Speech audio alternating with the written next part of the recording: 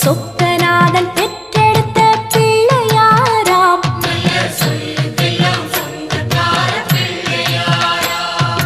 கைலாய மலைய விட்டு தெற்கே வந்தாராம்.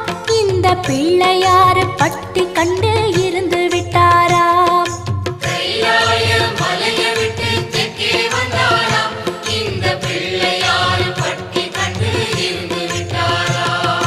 கணபதியார் வந்தாரம்மா, நம்ம உறவாக நின்னாரம்மா.